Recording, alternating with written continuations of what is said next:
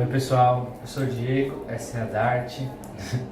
Hoje, nesse vídeo a gente vai falar um pouquinho de argumentação da consulta em caixa. Quando a gente fala de argumentação, qual é a primeira coisa que nos vem à cabeça?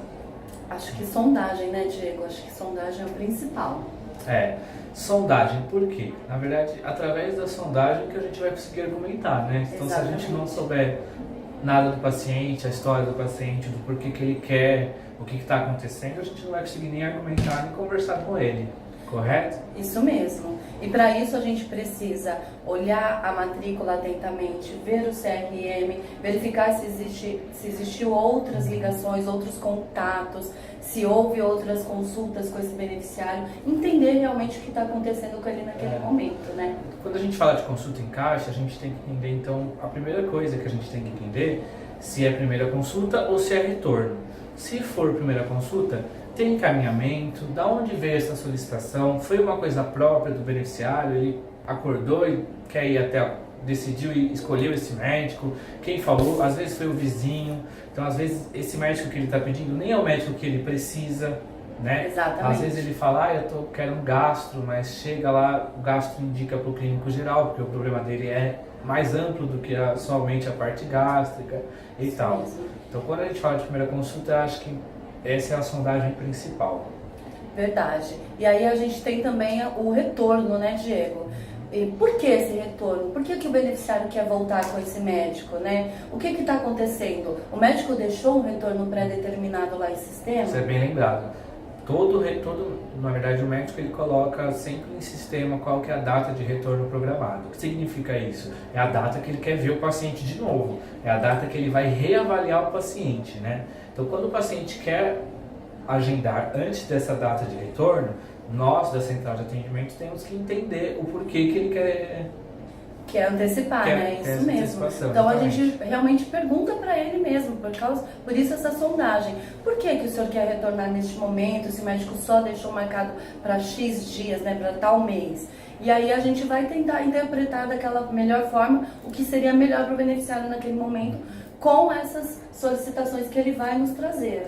Vale lembrar que quase praticamente todas as solicitações de retorno, quando o paciente pede retorno, ou ele quer mostrar exame, ele quer pedir receita, todas as possibilidades estão dentro do monitoramento integrado. Monitoramento integrado, gente, nunca esqueça essa palavrinha mágica, né, Diego?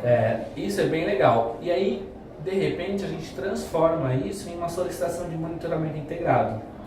Para monitoramento integrado, acho que vale a pena a gente lembrar e explicar que quando a gente fala de monitoramento integrado para o beneficiário, a gente deve falar de uma maneira simplificada. Então não precisa falar, é um modelo de gerenciamento, não é isso. Dentro da linguagem do Isso, beneficiário, dentro né? da linguagem. O senhor sabia que é possível, através de uma mensagem no WhatsApp, para a equipe do médico, até a equipe da unidade, ou através de mim mesmo, eu posso abrir uma solicitação e ele recebe isso. E ele né? te dá um retorno. Isso. Não tem quem, quando a gente fala de uma maneira simples, explica o programa e a funcionalidade dele, eu acho que é a melhor forma da gente explicar. Nossa, e isso abre a mente do nosso beneficiário, amplia a visão dele e mostra que, na verdade, a gente não está impossibilitando ele de realizar essa consulta, de passar nessa consulta, mas a gente está tentando facilitar a vida dele nesse processo que ele está nos solicitando. Verdade, isso né? mesmo. Outra coisa também que a gente tem que ficar atento é a possibilidade de PS, né? Isso. Às vezes o cara ele quer antecipar a consulta por uma coisa que é urgente, né? Algum motivo urgente, que aí não, mesmo que se antecipasse a consulta não seria resolvido, porque assuntos de urgência e emergência devem ser resolvidos no PS. Isso então, mesmo. por exemplo, um paciente com uma infecção urinária, que está com alguma coisa, tem que tomar antibiótico, então tem que fazer exame de sangue, tem que fazer exame de urina, coisa que na consulta não faria. Não tem essa possibilidade, Não, né? brevemente, né? E aí, então, o que a gente precisa deixar para o nosso beneficiário aberto? Outras possibilidades, né? Não somente aquela consulta, naquela urgência e emergência que ele está ali tão necessitado naquele momento, mas é porque realmente é aquela visão dele que ele tem. E aí, o que a gente precisa fazer? Mostrar para ele que existem outras possibilidades realmente. Verdade. E aí a gente pode falar um pouco de ofertas também, né? Então a gente, através de sondando, né, entendendo, a gente consegue ofertar outras alternativas para eles. Quais são? Outros médicos. Ah, Diego, tá ok, mas o que em outros médicos, né? Então, quando a gente fala de outros médicos, é muito legal a gente lembrar o beneficiário que o padrão de qualidade da Prevent é o mesmo, então a qualidade do atendimento vai ser o mesmo, né? Ah, o meu médico é bom. Na Prevent Senior, a ideia é que todos os médicos sejam bons, né? Então a qualidade do atendimento vai ser a mesma, eles passam pelo mesmo tipo de treinamento, eles têm o mesmo tipo de orientação. Eles verificam o mesmo sistema, né? O sistema é integrado. É integrado. Então não importa a unidade que o beneficiário for, né? O sistema é o mesmo. E eles fazem parte da mesma equipe, então essa é a parte legal, né? Como se eles tivessem um grupo no WhatsApp dos médicos e eles conversassem sobre os casos dos pacientes. Então, né, o paciente, ele não tem que ver que a gente está vendendo outro médico, ele tem que ver que tem uma equipe inteira para trabalhando em prol dele, né? Isso mesmo. E aí, acho que essa é uma alternativa bem legal, uma orientação bem legal quando a gente fala de médicos. Também acho, gostei muito, Diego, muito bom. E aí tem locais, né? A gente pode ofertar outros locais, que é um pouco mais difícil, né? O que é legal quando a gente oferta outros locais? Então, na verdade, o que eu penso é não falar diretamente, por exemplo, eu tenho na Zona Leste. Porque a Zona Leste é tão ampla, você não acha? Sim. E daí, na verdade, por exemplo, eu tenho ali no Tatuapé. Pra mim, Tatuapé é super fácil, super rápido de chegar. E não é assim lá na Zona Leste, é no Tatuapé. Né? Não soa melhor? Soa porque a gente conhece mais por bairros também, né? Exatamente. Às vezes, a gente que está aqui em Taboão não conhece muito bem, né, a distância, né? Então a gente acaba se perdendo. Mas, quando a gente mora, por exemplo, eu moro na Zona Norte, Tatuapé é Zona Leste, mas ao mesmo tempo é 20 minutos de diferença. Então, às vezes, o beneficiário não faz esse pensamento. Quando você fala Zona Leste, ele já fala, não é longe, não conheço. Né? É sempre legal a gente falar coisas que o beneficiário conhece, né? Então, pontos principais, né? Proximidade de metrô e tal. Isso é fundamental. A Prevent sempre procura estar perto dos metrôs, não é, Diego? Isso, todas as unidades da Prevent já são feitas em locais que pensadas para isso, pensadas, né? para agradar essa população. Isso mesmo. Outra coisa que é legal é a gente olhar no Google Maps, né? Então a gente pode fazer o caminho do beneficiário. Você digita o endereço lá no Google Maps da casa do beneficiário até a unidade. Você vai ver que vai dar um tempo. E aí, de repente, você pode falar para o beneficiário, olha senhor, essa outra unidade que eu estou ofertando, eu consegui verificar no sistema, eu vi que fica 20 minutos da sua casa, né? Ou eu vi que fica... o senhor tem que pegar apenas um transporte, né? Como é que o senhor vai? É muito legal a gente perguntar, conversar com o beneficiário. Se preocupar, isso, né? mostra uma preocupação, mostra que a gente está interessado, porque às vezes ele não tem ninguém para ajudar ele, né? Não tem um filho para falar qual o caminho que ele vai fazer. Isso. Aí ele fala assim, lá na Bela Vista para mim é mais fácil porque eu já conheço.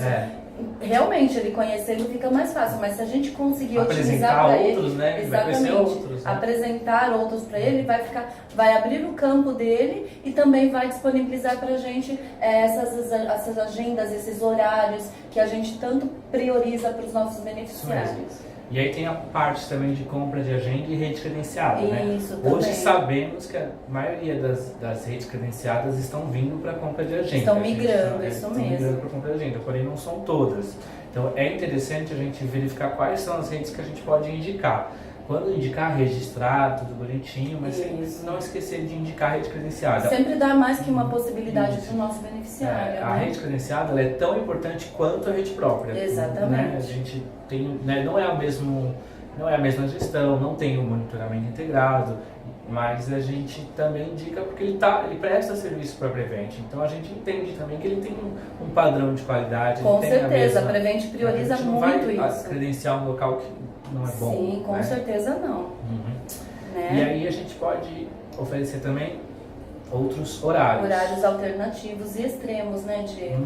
Horários extremos. É bem legal a gente falar disso, porque a gente percebe que algumas unidades, alguns locais têm horários muito cedos e muito tarde. E aí a gente acaba não ofertando para o beneficiário porque ele não vai aceitar.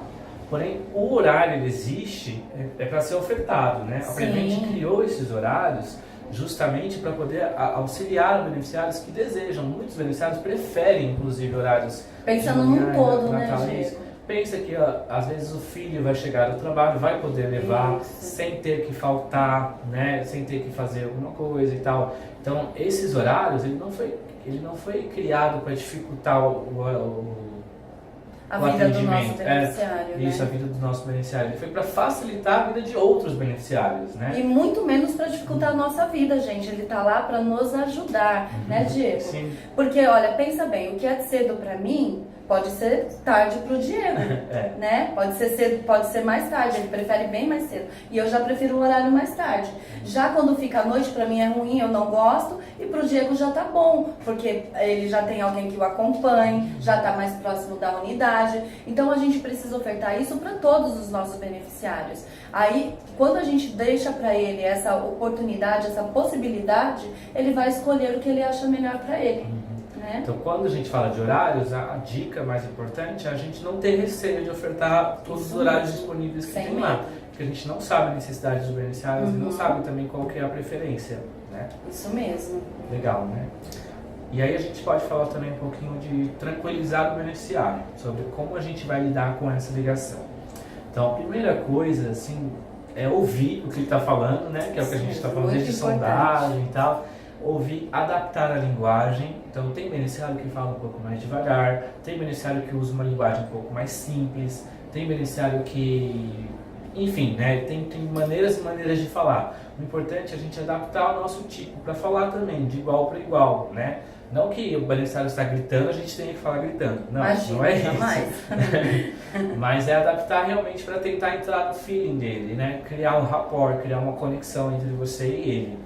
Isso é acolher, né, Diego? A partir do momento que eu tenho percepção do que o meu beneficiário precisa, eu estou acolhendo.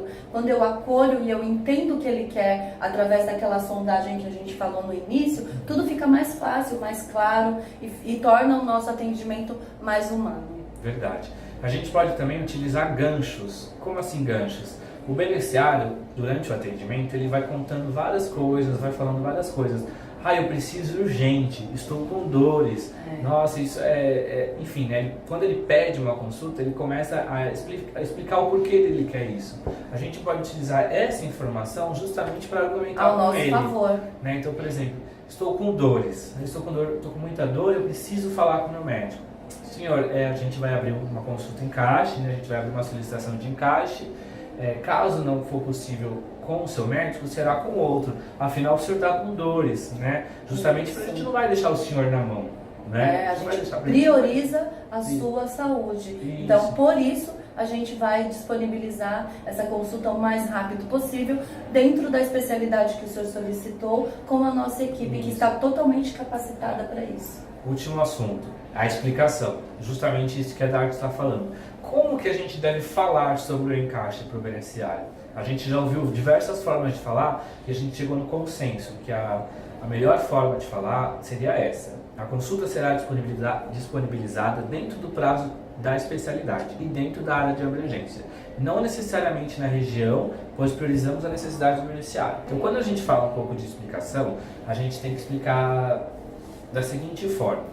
A consulta será disponibilizada, senhor, a consulta vai ser disponibilizada para o senhor, vai ser dentro do prazo da especialidade que nós temos que cumprir, vai ser dentro da área de abrangência, não necessariamente no local que o senhor quer e não necessariamente com um médico específico. Claro que vamos priorizar a sua necessidade, porém a gente precisa disponibilizar dentro do prazo, dentro da área de abrangência. Então não tem como a gente garantir a consulta com o médico solicitado. Faremos a solicitação de preferência com o médico e caso o médico não consiga, ele mesmo direciona para outro médico da equipe, né? Isso mesmo. Quando a gente fala dessa forma e faz essa explicação, o paciente ele aceita melhor E ele entende que não é que a gente não vai ver, nós vamos sim. A unidade sempre vai priorizar o que o nosso beneficiário está solicitando naquele momento. Porém, se aquele médico, dentro daquele prazo, com aquela urgência que a gente precisa dar para o nosso beneficiário, não estiver atendendo, ele vai sim disponibilizar a equipe dele para essa demanda, porque todos estão ali capacitados para isso, né, Diego?